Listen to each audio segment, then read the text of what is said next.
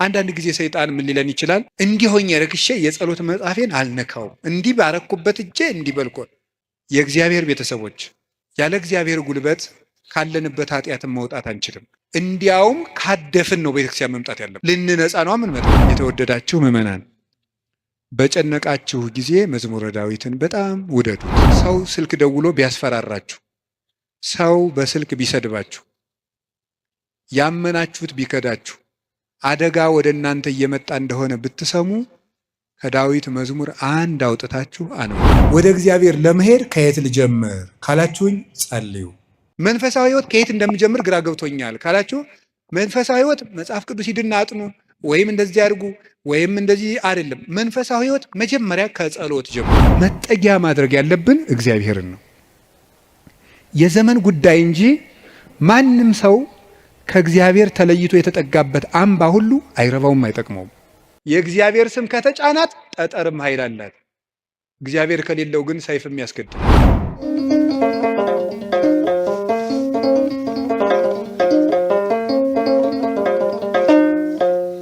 በስመ አብ ወወልድ ወመንፈስ ቅዱስ አሐዱ አምላክ። በስመ አብ ወወልድ ወመንፈስ ቅዱስ አሐዱ አምላክ። በስመ አብ ወወልድ ወመንፈስ ቅዱስ አሐዱ አምላክ አሜን። ይትባረክ እግዚአብሔር አምላከ አበዊነ ቅዱሳን ዘሰባህ ምህረቱ በላዕሌነ። ምህረቱን ቸርነቱን ይቅርታውን በሕይወታችን ላይ ያጸናልን የአባቶቻችን ፈጣሪ የእኛም ፈጣሪያችን እግዚአብሔር ላደረገልን በልቡናችን አስበን በአንደበታችን ተናግረን ስለማንፈጽመው ቸርነቱ ሁሉ ስሙ የተመሰገነ ይሁን። የእናታችን የቅድስት ድንግል ማርያም የቅዱስ መስቀሉ የቅዱሳን መላእክት የቅዱሳን ነቢያት የቅዱሳን ሐዋርያት የቅዱሳን ጻድቃን በረከታቸው ረድኤታቸው ከሁላችን ጋር ይሁን። ሰላምን የሰጠን አምላክ ክብር ምስጋና ይግባው። በመካከላችን ተገኝቶ እንዲያስተምረን ቅዱስ ፈቃዱ ይሁን። አፈቅረከ እግዚኦ በኃይሌ፣ ጉልበቴ ሆይ እወድሃለሁ በሚል ርዕስ ነው የምንማማረው። የቅዱስ ዳዊት መዝሙር 17 ቁጥር 1 ላይ የምናገኘው ኃይለ ቃል ነው። እስኪ ሁላችሁም አቤቱ ጉልበቴ ሆይ እወድሃለሁ በሉ። ደግማችሁ በሉ። አቤቱ ጉልበቴ ሆይ እወድሃለሁ በሉ። ሶስተኛ አቤቱ ጉልበቴ ሆይ እወድሃለሁ። እሺ፣ መዝሙር 17 ቁጥር 1 ላይ ቅዱስ ዳዊት የተናገረው ኃይለ ቃል ነው። ሁላችሁም እንደምታውቁት ቅዱስ ዳዊት የእግዚአብሔር ፍጹም ወዳጅ ነው። በንባው የሚታወቅ አባት ነው። ይገርማችኋል፣ በቅድስና ሰው በሚያየው የቅድስና ውበት ዳዊትን የሚበልጡ ብዙ ሰዎች አሉ። በልብ ውበት ግን ቅዱስ ዳዊትን የሚያህል ሰው የለም። ልቡ ውብ ነበረ። ብዙ ኃጢአቶችን ውጣ ውረዶችን አሳልፏል። ነፍስም ገሏል። የሰው ሚስትም ቀምተዋል። ብዙ ኃጢአቶችን ሰርቷል። ልቡ ግን እግዚአብሔርን የሚፈልግ በእግዚአብሔር ፍቅር የተነደፈ እግዚአብሔር የሚጠማውና የሚርበው ሰው ነበር። ጌታችን ኢየሱስ ክርስቶስ በማቴዎስ ወንጌል ምዕራፍ 5 ላይ ሲናገር ብፁዓን እለ ይርህቡ በእንተ ጽድቅ፣ ስለ ጽድቅ የሚራቡና የሚጠሙ ሰዎች ንዑዳን ክቡራን ናቸው ብሎ ተናግሯል።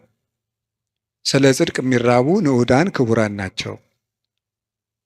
ይህንን ብዙ ትርጉም ያለው ሲሆን ጽድቅ የሚርባቸው ሰዎች ንዑዳን ክቡራን ናቸው ብለው ይተረጉሙታል አባቶቻችን። ብዙ ትርጉም አለው ስለ ጽድቅ የሚራቡ የሚለው። ካለ እንጀራቸው ቆርሰው አጉርሰው ካለ ልብሳቸው ቀደው አልብሰው መንግሥተ ሰማያትን ለመዋጀት እነሱ ጦም እያደሩ ለወንድማቸው ለእህታቸው ረሃብ ቤዛ የሚሆኑ እነዚህ ንዑዳን ክቡራን ናቸው፣ ብፁዓን ናቸው። ሰውነታቸውን ለመግታት ቀንሰው ከፍለው በመመገብ እየጾሙ የሚራቡ ንዑዳን ክቡራን ናቸው። የእግዚአብሔርን ቃል እማር አስተምር ብለው የሚራቡ የሚጠሙ ንዑዳን ክቡራን ናቸው። ስለ መንግሥተ ሰማያት ብለው የሚራቡ የሚጠሙ ብፁዓን ናቸው። ከኃጢአት ውሃ የሚጠሙም ንዑዳን ክቡራን ናቸው። ከኃጢአት እንጀራ የተራቡም ከዚያ ነፃ የሆነ ሰውነት ያላቸው ንዑዳን ክቡራን ናቸው። የመጨረሻው ግን ጽድቅ ራሱ የሚርባቸው ሰዎች ንዑዳን ክቡራን ናቸው። ጽድቅ የሚርባቸው ሰዎች ንዑዳን ክቡራን ናቸው። አንድ ሰው በደህና ሰንብቶ ምግብ አልበላም የሚል ከሆነ በእርግጥ ሰውየው እንደታመመ በዚያ እንጠረጥራለን።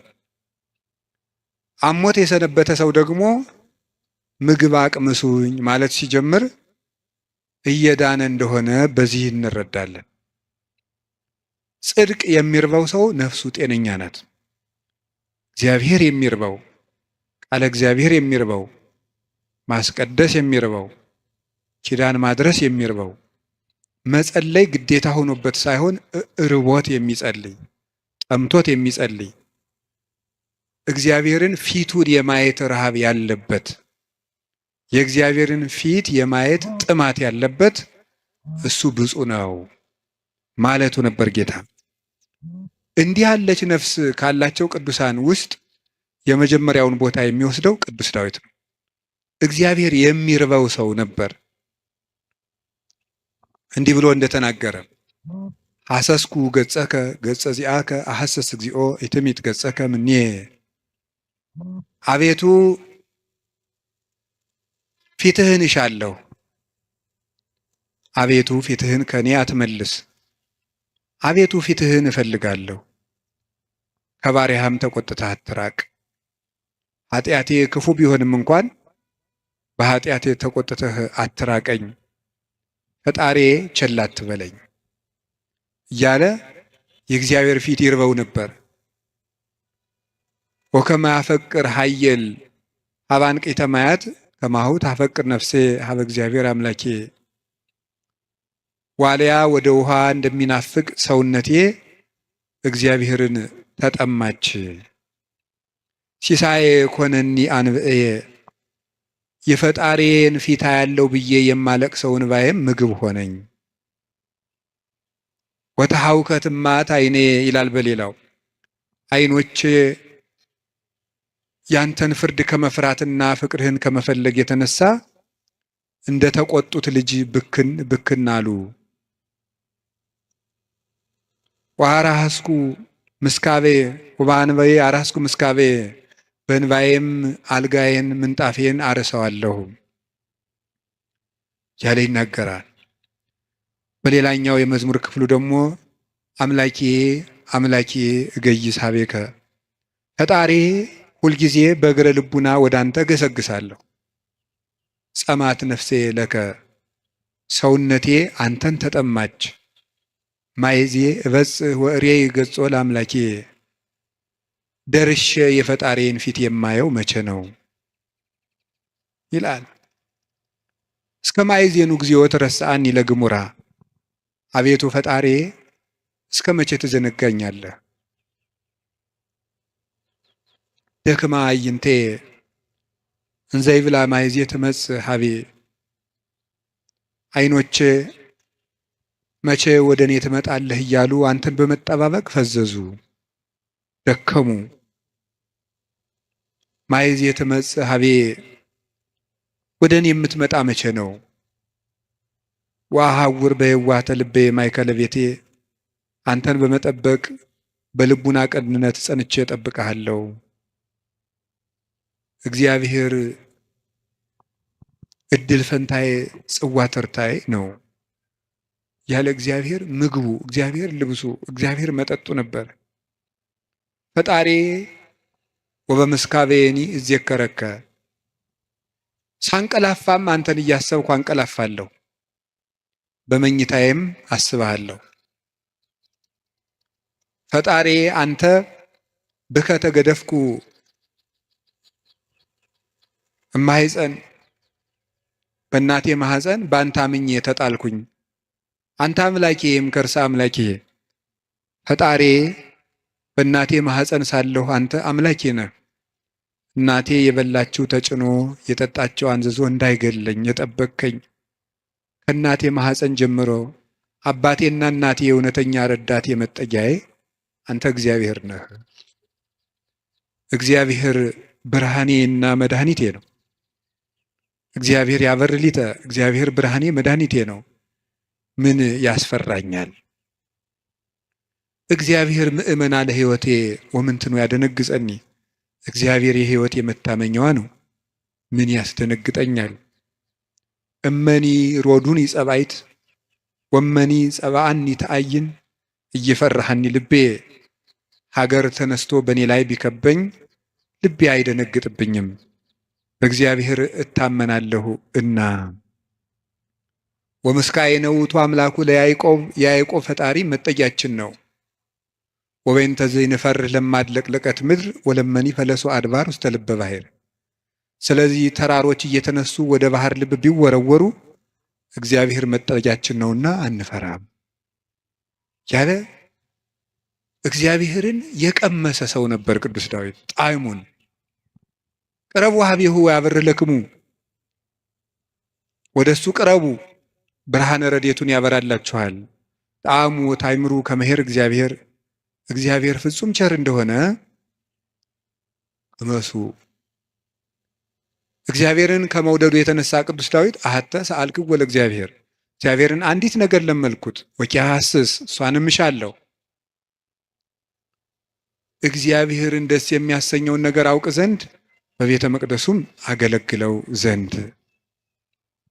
ቅዱስ ዳዊት እግዚአብሔርን ከመውደዱ የተነሳ ለእግዚአብሔር ልጅ ብቻ ሳይሆን ጉድፍ ሆኖ መጣልን ሳይቀር ይወድ ነበር። ጥቀ ፍቁር አብያቲከ እግዚኦ እግዚእ ኃያላን ተፈሳሐት ነፍሴ በአፍቅሮ አይጻዳቲከ። የኃያላን መላእክት ፈጣሪ እግዚአብሔር ሆይ ማደሪያዎችህ ቤተ መቅደሶችህ እንደምን የተወደዱ ናቸው። ሰውነቴ ቤተ መቅደስን በመውደድ ደስ አላት። አብደርኩ እትገደፍ ውስተ ቤተ እግዚአብሔር ምንበር ውስተ ቤተ ኃጥአን። በኃጥአን ድንኳን ቤት አዳራሽ ተመችቶኝ ከሚኖር በእግዚአብሔር ቤት ብጣል እንኳ ደስ ይለኛል ይላል ቅዱስ ዳዊት። እግዚአብሔርን አመስግኖ የማያልቅበት ነው። በተስፋ ባሕቲትከ አኅደርከኒ፣ በአንተ አለኝታ አንተ ብቻ ባለኝታ አሳደርከኝ። በአንተ አምኜ እሰክም ወነውም፣ ዓይኖቼንም በአንተ አምኜ ከድናቸዋለሁ።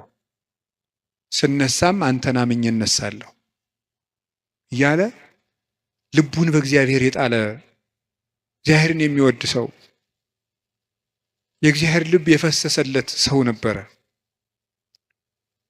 እንደ አባት ሲቆጣው ብክን ብሎ የሚደነግጥ፣ በፍቅሩ የተነደፈ ርኅሩህ፣ ጠላቶቹንም ስለ እግዚአብሔር ብሎ የሚወድ የጌታችን የኢየሱስ ክርስቶስ ወንጌል ምልክት የነበረ አባት ነው ቅዱስ ዳዊት። ለዚህ ነው የዳዊት መዝሙር በተዘመረበት አጋንንት የሚደነግጡት፣ ልብ ሰላም የሚያገኘው።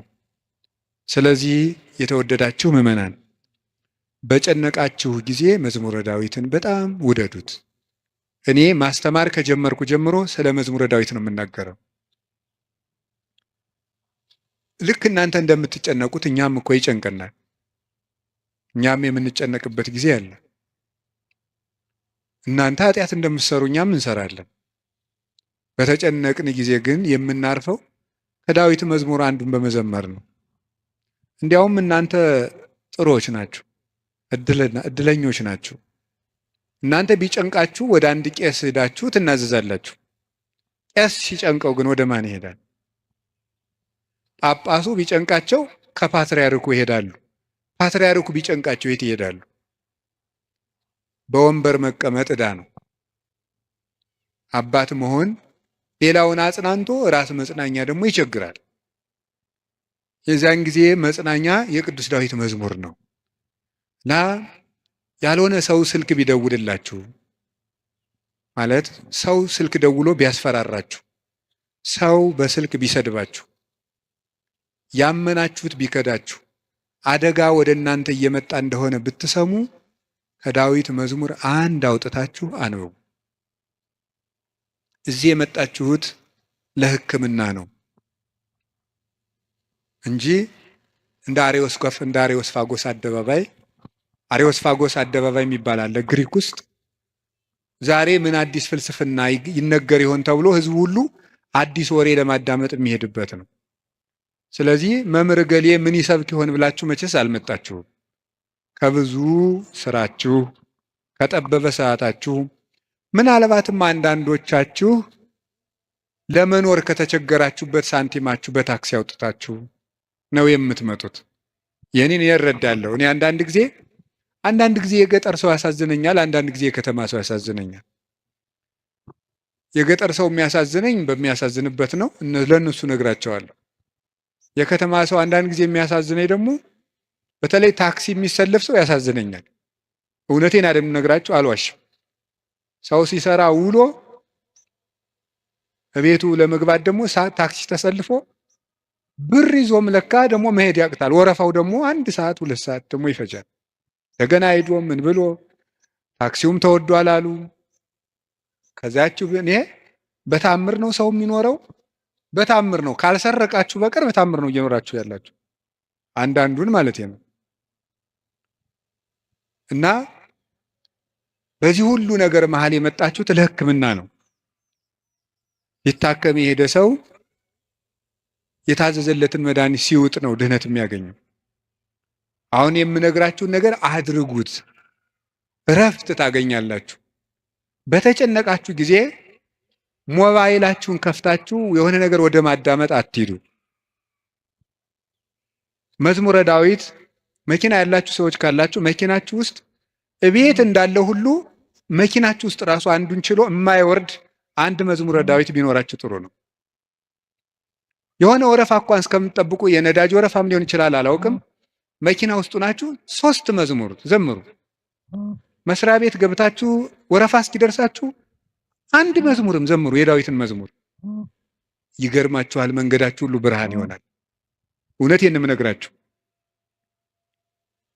መቼም ስብከት ድራማ አይደለም።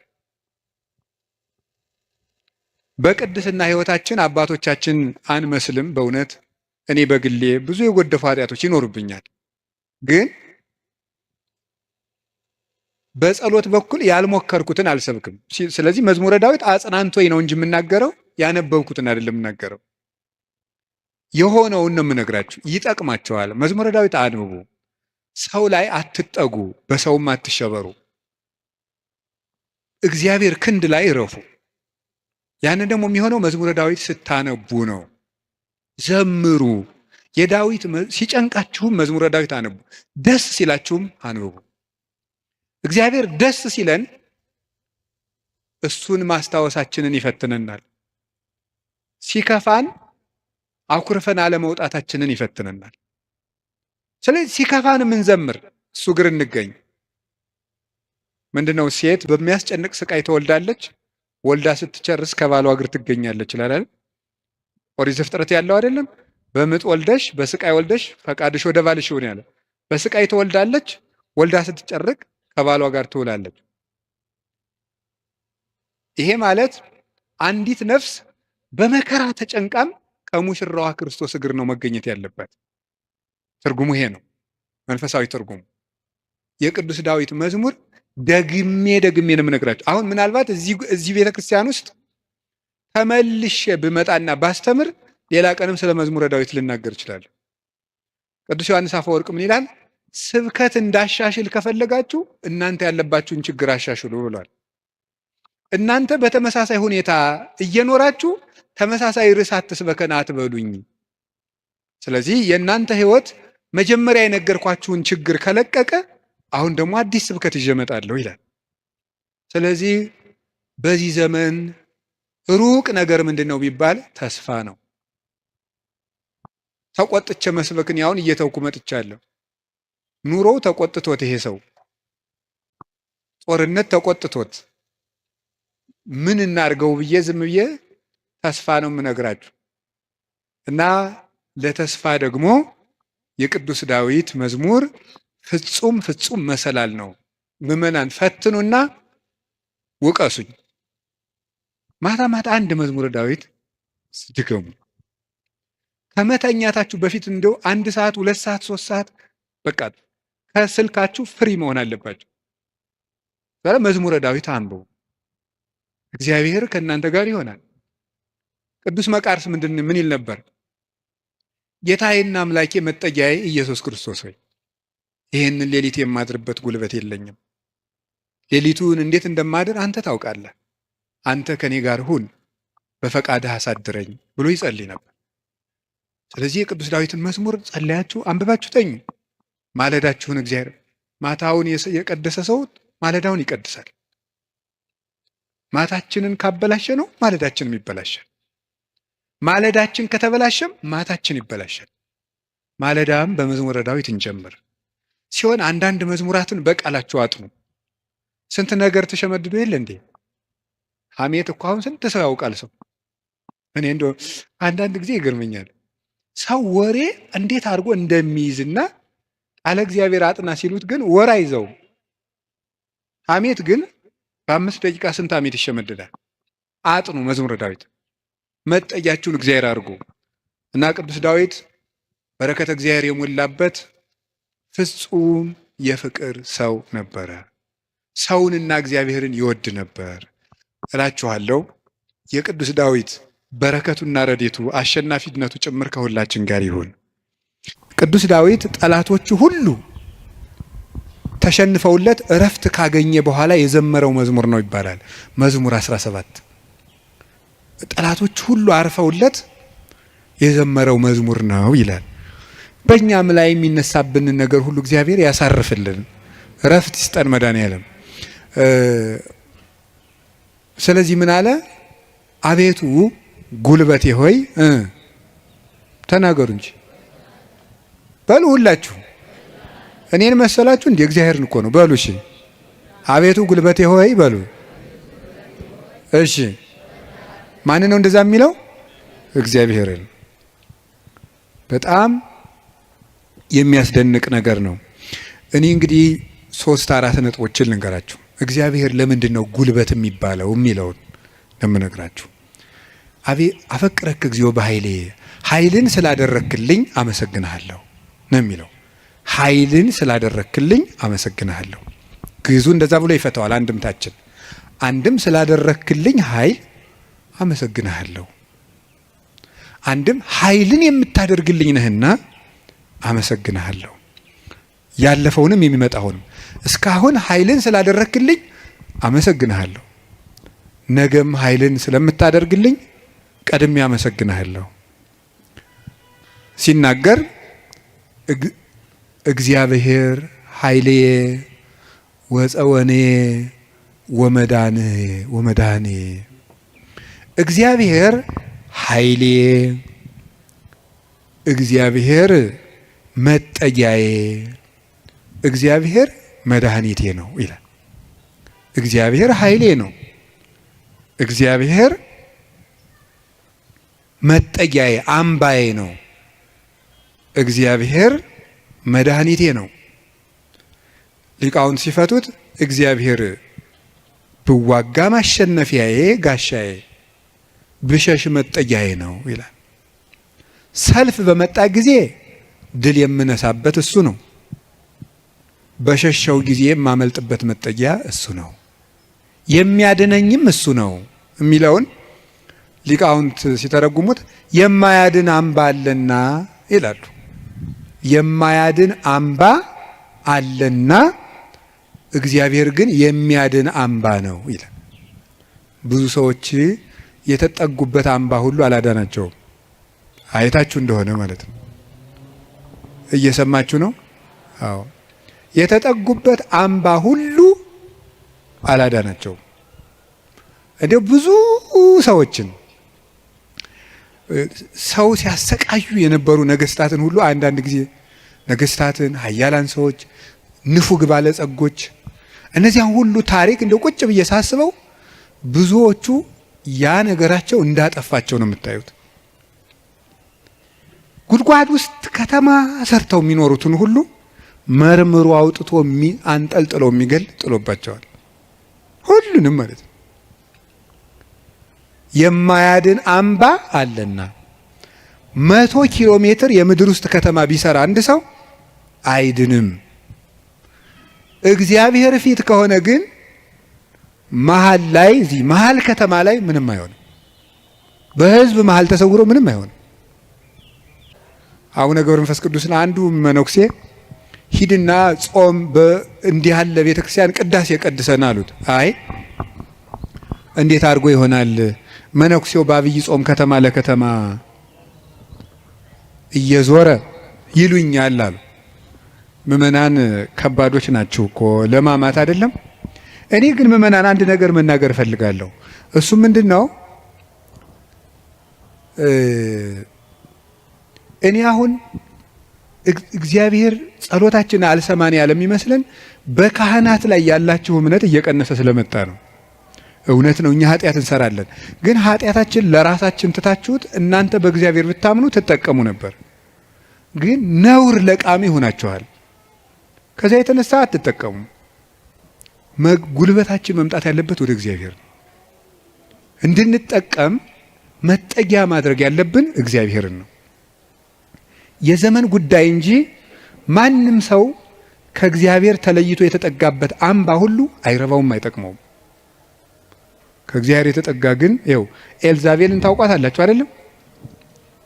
ናቡቴን እንደዚህ አድርጋ አስገድላ፣ እሷ ግን በግንብ የተሰራ ምርጥ ቤት በዘመኑ ድንጋይ ተወርሮ የማይፈነቅለው ቤት በሙሉ ሰርታ፣ ሰረገላ የማይገባበት ቤት ፈርሳ፣ ቤት ሰርታ፣ በጦር የማይወጋ ቤት ሰርታ፣ ይገርማችኋል፣ ገለው አውጥተው በመስኮት ነው እንደውም ጎትተው የጣሏት። ደሟንም ውሻ ነው የላሰው። መጽሐፍ ቅዱስ ይናገራል። ይሄ የሚያድን አምባ እግዚአብሔር ነው። የሀብት አምባም አያድንም፣ የዘመድ አምባም አያድንም፣ የጦር የሰረገላ አምባም አያድንም። አንድ ሰው ብዙ ቀን ክፉ ነገር አልደረሰበትም ማለት መጨረሻው ያምራል ማለት አይደለም። ጽዋው ሞልቶ እስኪፈስ እግዚአብሔር ሊታገስ ይችላል። ትዕግስቱን የፈጸመለትና ሰው በቸርነቱ መጠቅመጥ ያቃተውለት ግን የፍርዱን ጽዋ ይቀዳዋል። የሚያድን አምባ እግዚአብሔር፣ እግዚአብሔር አምባዬ ነው ተጠግቼ የማርፍበት። የሚያድን አምባዬ እግዚአብሔር፣ ዘመድም ስልጣንም ወገንም የጓደኛ ብዛትም መሳሪያም አያድንም። የሚያድነው እግዚአብሔር። ለዚህ ነው ኃይሌ ወፀወኔ ብሎ ወመድኃኔ የጨመረበት። የሚያድን አምባዬ፣ አምላኬ ረዳኤ ወቱ የከልቦቱ፣ ፈጣሪዬ እውነተኛ ረዳቴ ነውና እታመንበታለሁ። እውነተኛ ረዳቴ ነው ብሏል። እውነተኛ ረዳቴ ነው ሲል እውነተኛ ረዳት ማለት ምን ማለት ነው? እውነተኛ ረዳት ለምሳሌ አሁን ሰው እንጀራ አብልቶ እያበላ ብር ሰጥቶ ብር የሰጠውን ሰውዬ ቪዲዮ ይቀርጻል። ልብስ አልብሶ ቪዲዮ ይቀርጻል። አሁን ደግሞ በእነዚያ ሰዎች ላይም አትፍረዱ። እንደዚህ ስላችሁ አንድ ሰውዬ ነበር፣ የቅዱስ ዮሐንስ አፈወርቅን ሂዶ እንዲህ ያለው፣ መምህር ሆይ ምጽዋት መመጽወት እወዳለሁ፣ ስመመጸውት ደግሞ ስመሰገን ደስ ይለኛል። ስለዚህ ውዳሴ ከንቱ ካለበት ጽድቁ አይጠቅመኝም ማለት ነው። ምጽዋቱን ልተወው ትላለህ ወይስ እንዴት ታላድርግ አለው። ተወው አለው። አይ ምጽዋቱን ተወው ካልከኝ ውዳሴ ከንቱን ተወው ካልከኝ ምጽዋቱን ምተዋለሁ አለው። በል እንግዲህ ከነ ውዳሴ ከንቱ መጹት አለው። ምክንያቱም ሰው አዝመራ ዘርቶ ምንም ባይጠብቀው ለእሸት ያህል ጥቂት አያጣም። አንተም ከነ ውዳሴ ከንቱ ስጥ ዝም ብለህ፣ እግዚአብሔር በረዴቱ ዋጋ አይነሳህም አለ። ስለዚህ እገሌ መመስገን ፈልጓል አትበሉ። ይፈልግ፣ እኛ ምን አገባን? ይፈልግ። ማለት የፈለግኩት ግን እውነተኛ ረዳት የተባለው በመርዳቱ የማይመካ እግዚአብሔር ነው። በመርዳቱ አይመካም። ገብቷችኋል አይደል? አንዳንድ ሰው ሱሪ ገዝቶ አቀማመጣችሁን ሁሉ ኦዲት ማድረግ ይጀምራል። ሱሪ ከገዛላችሁ አንተ ጭቃ ላይ ለምን ትቀመጥ የሚል ሱሪቱን እያየ ነው እሱ ስለገዛ ሊል ይችላል ነው። እኔ ያላየው እንደዛ የሚያደርግ ሰው አይቻል አውቅ። እንደሱ ነው የምታደርገው የሚል ማለት ነው። በይፋ መከራ የሚያያለ እውነት የሚመጻደቅ አሀ ኧረ እንረጋጋ። በማን ላይ ነው ለዚህ የበቃን? አናውቅህም? ውሃ ቀቅለህ የምታድር አልነበርክም የሚል ሰዋል። እንደዚህ ጠቅ የሚያደርግ በነገር መርሽ። እግዚአብሔር እንደዚያ በአሽሙር አይወጋም ሰጠው ብሎ እውነተኛ ረዳቴ ነው ያለው እሱ ነው። እግዚአብሔር ሳይሰለች ይረዳል። ሳይሰለች ይረዳል። ሁልጊዜ ነው የሚረዳው። እግዚአብሔር ምንድን ነው የምትሉት? አንኮንዲሽናል ላቭ ነው የምትሉት መሰለኝ አሉ። የእግዚአብሔር ፍቅር ሁኔታ የለውም ማለት ምን ማለት ነው? ጥሩ ሰው በሆንኩ ቀን የረዳኝ እግዚአብሔር በረከስኩ ቀን አይተወኝም። ስለዚህ እግዚአብሔር እውነተኛ ረዳት ነው። ሰው ግን ቀን የጣለለታ ጥሎ ይሄዳል። እግዚአብሔር እውነተኛ ረዳት ነው። ሁሉ ነገር ሲያልቅ ብቻችን ስንቀር አብረውን የሚቆም እሱ ነው። የእግዚአብሔር ቤተሰቦች እግዚአብሔር እውነተኛ ረዳት ነው ማለት እሱ ነው። መርጦ አይረዳም። እግዚአብሔር አሽቃብጡልኝ አይልም። አሁን እኮ በጣም እኔ እንደው አንዳንድ ጊዜ ይገርማል። አሁን ለምሳሌ ለቤተ ክርስቲያን እንኳን ሰው ስራ ለመስራት ትሪትመንት ይፈልጋል። እንዲህ ይባላል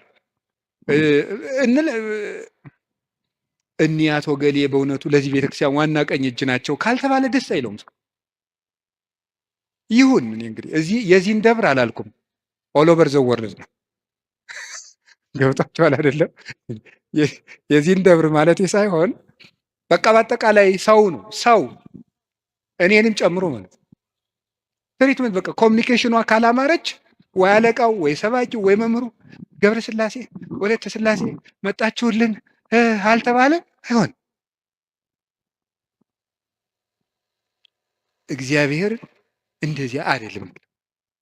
አሁን ዝም ብለህ መተህ እግዚአብሔር ሆይ ሳንል ዝም ብለን እንዲሁ ቆም ብንል ይሰማል፣ ልብን ያዳምጣል እግዚአብሔር። እለትሰምዑ ለሆሳሰ ልብ። ቆይ በኋላ የኔታ ይሉላቸዋል መላከ ገነት። እኔ በዚህ በጩኸቱ ዓለም ስለሌለውበት እሳቸው ይሉልናል። ይሄ መልካ ሕማማትና በጣም ደስ ይለኛል። ስለ ስላሴ የሚነገር ነውና እለትሰምዑ ለሆሳሰ ልብ። ደስ ሲል ስላሴ የልብን ሹክሹክታ የሚሰሙ የልብን አፍን አይተው ሳይሆን ነገር አሳምሮ ተናግሮ። እኛ እኮ ኮሚኒኬሽን ስኪል ተብሎ ኮርስ እየተሰጠን ነው። ሰው የሚወድልህ ወግ እንዴት አድርገህ ታዋጋለህ ነው ጨዋታው። መከራ አድርገህ ማዳመጥ አንዱ ስኪል ነው ምናምን። የሰዎችን ጥቅም አስቀድም፣ ምንትስ እንደዚህ በል፣ የቃላት ምርጫ ይኑርህ።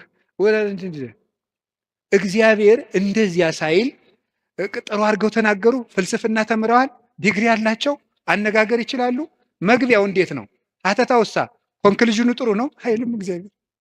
እግዚአብሔር ልብን ይሰማል። ልብን የሚሰማ እግዚአብሔር ነው። ሐና የሳሙኤል እናት ሐና ምንም እኮ ነገር አላለችም። በልቧ ነበር የምታተኮትኩ። እግዚአብሔር የልቧን ይሰማል። እግዚአብሔር የልቧን ይሰማል። ሌሎችም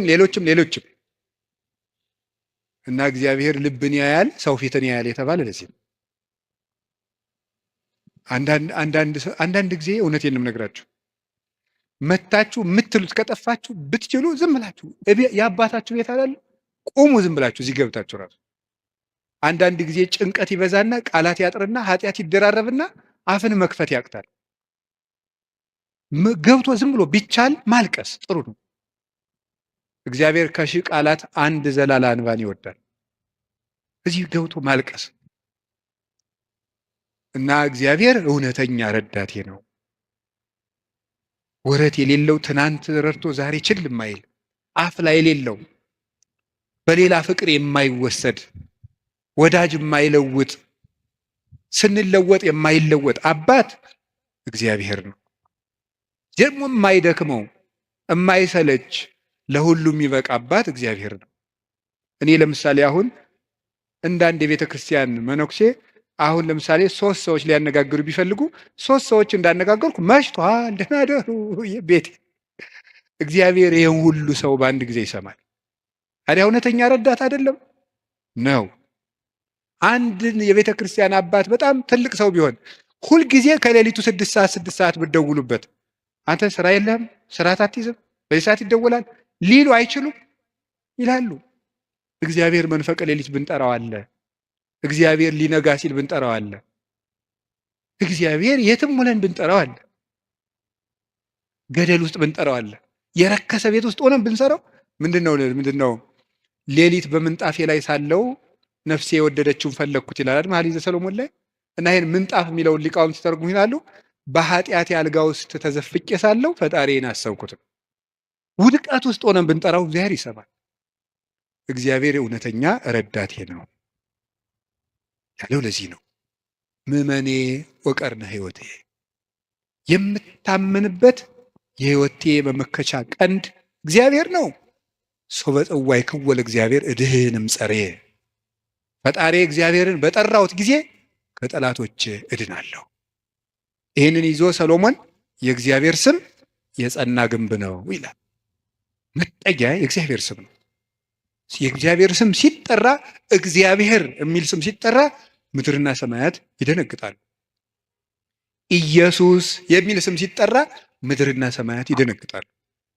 ፊልጵስዩስ ምዕራፍ 2 ላይ አለላችሁ ከመለስሙ ለእግዚእነ ኢየሱስ ክርስቶስ ይስግድ ኩሉ ብርክ ዘውስተ ሰማይ ወዘውስተ ምድር ወዘበታሕት ያለ ምድር።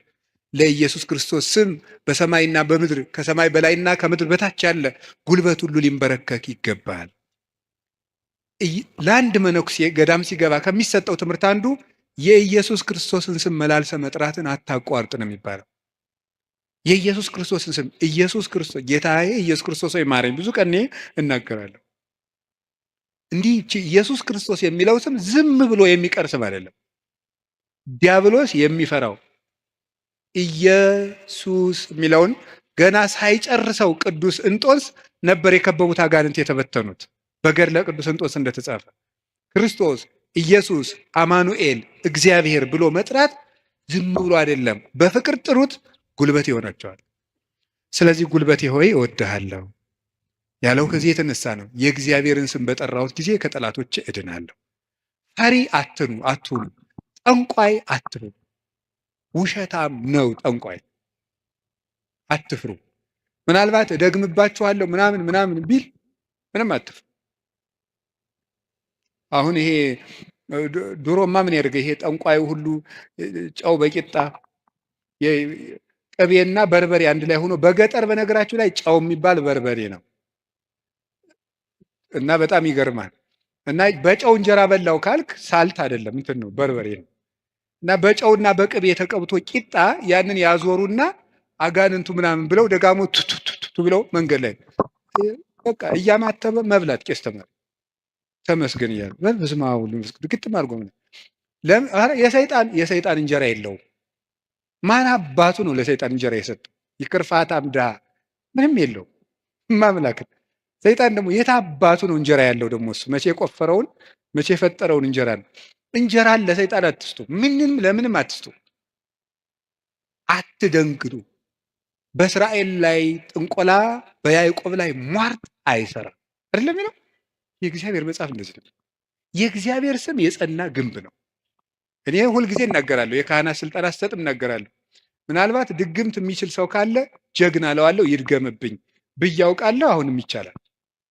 እንደ ወንድ የሆነ ጀግና በዓለም አለ የተባለ ጠንቋይ ይድገምብኝ ብዬ አውቃለሁ። ይኸው አሁንም የምትሰሙ ካላችሁ ድገሙብኝ። እኔ በጌታችን በመድኃኒታችን በኢየሱስ ክርስቶስ ስም ፍጹም አምናለሁ። ምግባሬ ከሰው ድሃ ልሆን ይችላል። በክርስቶስ ስም ግን ቀልድ የለም። ስሙን በስመ አብ ወወልድ ወመንፈስ ቅዱስ በጠራሁት ጊዜ ውዬ ባድር አንዳች እንደማይዞረኝ አምናለሁ። እውነቴን ልነግራችሁ፣ አሁን እኔ ሰው በጫማ ይደገምበታል በምናምን ይችላል። እኔ ጫማዬን ትቼው ነው የምመጣ፣ ውጭ ትቼው ነው የምገባ። መድገም ይቻላል። 4 ነጥብ። ምንም አልሆነም። እናቱ ድንግል ማርያም ለእኔ መጠጊያዬ ናት። በእናትነቷ ምንም ቢሆን ከእሷ አቅፍ እጠጋለሁ። እንደዛ ከሆነ ደግሞ ምንም ሊሆን አልችልም። ስለዚህ አባ ጊዮርጊስ የተናገረው ሁልጊዜ የምወደው ቃል አለ። ለመኮነ ሰማይ መድሄ ወምድርኒ ማይረጸ እመተጣበቁ ለሐሪጾቴ ምንተ እንከ ይረስዩኒ ለማ አንቲ ምስሌ። ሰማይ መጅ ምድር ወፍጮ ሆነው አጣብቀው ቢፈጩኝ አንቺ ከኔ ጋር ከሆንሽ ምን እሆናለሁ? ኦ እግዝእቴ ቅድስት ድንግል ማርያም ዘበዕብራይስጢ ማርያም፣ በዕብራይስጢ ማርያም የምትባይ እመቤቴ ቅድስት ድንግል ማርያም ሆይ ለመወልድኪ አፍቀረኒ መኑ ይጸልአኒ፣ ልጅሽ ከወደደኝ ማን ይጠላኛል? ፀሐይ ይሴብሐኒ ወወርኅ ይባርከኒ ወከዋክብት ይቀድሱኒ። ልጅሽ ከወደደኝ ፀሐይ ይዘምርልኛል፣ ጨረቃም ያመሰግነኛል፣ ከዋክብት ይዘምሩልኛል። በእኔ ላይ ማንም በጠላትነት መነሳት አይችልም ይላል አባ ጊዮርጊስ። ልጅሽ ከጠላኝ ግን ማን ይወደኛል ብሏል። ሰውን ልላችሁ የፈለግኩት ፈሪ አትሁኑ። ጠንቋዩን ይሄ ምናምናም ውሸታውን እንደዚህ የሚለውን አትስሙት። እደግምብሃለሁ፣ ማንም ድሪቶ የፈለገውን ቢያይ ፈሪ አትሁኑ። በሙሉ ልቤ የማምነውን ኢየሱስ ክርስቶስን እንዲህ ይናገራለሁ፣ እውነቴንም ነው። ስለዚህ እግዚአብሔር የምዋጋበት የደህንነት ቀንድ በሬ በቀንዱ እንደሚጠበቀው እኔ በእግዚአብሔር ተጠብቄ እኖራለሁ ይላል ቅዱስ ዳዊት። እግዚአብሔር ሁላችንንም ይጠብቀን፣ ከሌሊት ከሚሰብር በቀን ከሚወርጅ ያድነን መድኃኔዓለም። ሁላችን በሰላም ወጥተን እንድንገባ ይፍቀድልን። ስለዚህ ጉልበቴ ሆይ በሉ እስኪ ምን አላችሁኝ? በሉ እንጂ። ስለዚህ ጉልበቴ ማለት ኃይሌ ማለት ነው። አሁን ትንሽ ነገር ስለዚህ ተናግሬ ትምህርቴን ለመቋጨት ልሞክር። ኃይል፣ በዚህ ዓለም ላይ ኃይል የሚባሉ ብዙ ነገሮች አሉ። የኤሌክትሪክ ኃይል አለ፣ የፊዚክስ ኃይል አለ፣ ሌላም ብዙ ኃይል አለ። እነዚያን ኃይሎች እዛው ትቻቸው፣ ግን በዚህ ደግሞ በማህበራዊ ኃይል በሚባለው ደግሞ ጥሩ ኃይሎች አሉ። እነሱ ኃይሎች ሶሻል ፓወርስ የሚባሉት እዚያ ውስጥ ምን አለ? ለምሳሌ የመጀመሪያው እና አንዱ ኃይል የሚባለው የሞራል ፓወር የሚባል አለ። ሞራል ፓወር ማለት የስነ ምግባር ኃይል ማለት ነው። የስነ ምግባር ኃይል የሚባለው ሁለት ይከፈላል። የመጀመሪያው አርአያነት ይባላል። አርአያነት ብዙ ከሚናገር አንድ ድርጊት ያለው ሰው ዓለምን ይመልሳል። እንግዲህ በዚህ በፔዳጎጂ ትምህርት አዲስ አበባ ዩኒቨርሲቲ ያሳተመው አንድ መጽሐፍ ላይ እኔም አንብቤያለሁ። ሰዎች በመማር ማስተማር ሂደት ውስጥ መጀመሪያ የሚያስታውሱት ያዩትን ነው። መጀመሪያ ያዩትን ነው። መስማት መጨረሻ ላይ ነው። ወይም በተግባር አራቱን ባስቀምጠላችሁ ሰው የሚያስታውሰው መጀመሪያ ያደረገውን ነው፣ ቀጥሎ የተናገረውን ነው፣ ሶስተኛ ያየውን ነው፣ አራተኛ የመጨረሻ ደረጃ የሚወጣው ሰው የሚያስታውሰው የሰማውን ነው። ከዝቅተኛ ወደ ከፍተኛ በወስዳችሁ ደግሞ ሰው የሚያስታውሰው የሰማው ነው። በዝቅተኛ ደረጃ የሚያስታውሰው የሰማውን ነው። ቀጥሎ ከሰማው ይልቅ ያየውን አይረሳም። ካየው ይልቅ የተናገረውን አይረሳም። ከተናገረው ይልቅ ያደረገውን አይረሳም የሰው ልጅ። ስለዚህ ሰውን ብዙ ከምትነግረው አሳየውን። አርአያነት ገዢ ነው እና በዓለም ላይ ትልቅ ተጽዕኖ አሳዳሪ ኃያላን ሰዎች የሚባሉት የሚያደርጉ ሰዎች ናቸው። በአርአያነት የሚያደርጉ የሚያስገድዱ ሰዎች ለጥቂት ቀን ሰው ፈርቶ ያገለግላቸዋል። አርአያ የሚሆኑ ሰዎች ግን የሰውን ልብ ሳይዋጉ ይገዛሉ ይባላል። አርአያ የሚሆኑ ሰዎች ዓለሙ ሁሉ ለምሳሌ አንድ ነገር እንገራችሁ። ቅዱስ እንጦንስን ታውቁታላችሁ አይደለም? ቅዱስ እንጦንስ ግብፅ ሲገባ አንድ መነኩሴ ነው። አሁን በኢትዮጵያ ብቻ ስንት 1,000 3,000 ገዳማት አይኖር? ኢትዮጵያ ብቻ ለምሳሌ እኔ የምኖርበት ገዳም ብቻ 300 መነኩሴ አለ። ስለዚህ ምን ማለት ነው? ተመልከታቸው። አንድ እንጦንስ አልተዋጋም። የፈላስፎች የንግግር ጥበብ የለውም። ስብከት አልሰበከም። በኑሮው ግን የግሪክ ፈላስፎችን ሁሉ ወደ በረሃ እየጠራ መነኩሴ ያደረጋቸው። የአርአያነት ኃይል ከንግግር ኃይልም ከጦርነት ኃይልም ይበልጣል ይባላል። በዛውም እንግዲህ ቢሮ የምትሰሩ ሰዎች ካላችሁ ሰውን ከምትቀጡት ይልቅ አርአያ ብትሆኑት ሰው ሁሉ ይገዛላችኋል ነው። ሰዓት የማታከብሪ ወዮልሽ፣ ሰዓት የማታከብር ወዮልህ ከማለት እርስዎ ሰዓት ቢያከብሩ ሰው ሁሉ ሰዓት ያከብራል እንደ ማለት ያለ ነው። አንድ ሁለተኛ ደግሞ ሪኒዋል ፓወር የሚባለው የመታደስ ኃይል ነው፣ ወይም የንስሐ ኃይል ነው። ኃይል የሚባለው ንስሐ ገብቶ የመለወጥ ኃይል። ከክፋት የተመለሱ ሰዎች በዓለም ላይ ተጽዕኖ የማሳደር ኃይል አላቸው። ለምሳሌ ቅዱስ ጳውሎስ ምንድን ነው የሚለው? ዘአነ ቀዳሚሆሙ ለኃጥአን አይደለም የሚለው? እኔ መጀመሪያቸው የምሆን ኃጥአንን ከኔ ጀምሮ የእግዚአብሔር ፈቃድ ለሰዎች ሁሉ እንዲድኑ ነው ነበር ያለው። ስለዚህ ንስሐ የገቡ ሰዎች በዓለም ላይ ተጽዕኖ ይፈጥራሉ።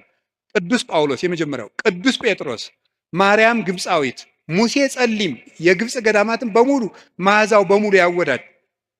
ቅዱስ ዳዊት የንስሐ ሰው ነው። ሰሎሞን የንስሐ ሰው ነው። ንስሐ የገቡ ሰዎች ኃይል አላቸው። እግዚአብሔር እንዲያውም እንደተነሳያን የሚወደው የለም። በሉቃስ ወንጌል ምዕራፍ 15 እንደተጻፈ ካልበደሉ ጻድቃን ከ99 ነገደ መላእክት ይልቅ ንስሐ በሚገባ አንድ ኃጢአተኛ በሰማይ መላእክት ደስታ ይደረጋል ተብሎ እንደተጻፈ። ስለዚህ ንስሐ ኃይል አለው፣ ኃይል አለው። አሁን ቅዱስ ዳዊት እግዚአብሔር ኃይሌ ነው ሲለው ስነ ምግባር ብሰራ ስነ ምግባር እንድትሰራ የረዳኸኝ አንተ ነህ ማለቱ ነው። ጥሩ ነገር ሰርቼ ከሆነ ያለ አንተ ጥሩ መሆን አልቻልኩም ማለቱ ነው። ጥሩ መሆንም የሚገኘው በእግዚአብሔር ነው።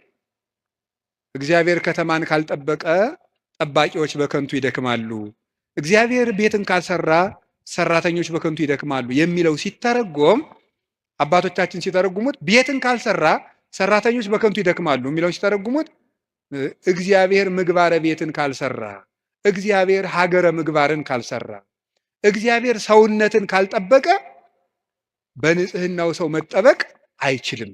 በገዛ ራሱ ሰው ራሱን መጠበቅ አይችልም እግዚአብሔር ካልጠበቀ። ስለዚህ መልካም ለመሆኔም አንተው ነህ ማለት ነው። ጥሩ ሰው መሆን የቻልኩት አንተ ረድተኸኝ ነው ማለት ነው።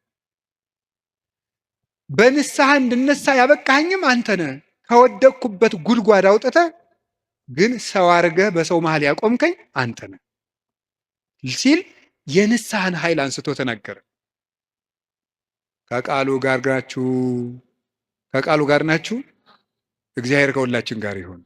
ብዙ ንስሐ የገቡ ኃጥአን እንግዲህ የዮሐንስ ወንጌል ምዕራፍ 12 ላይ ያቺ ሽቶ የቀባችው ሴት አለች አይደለም?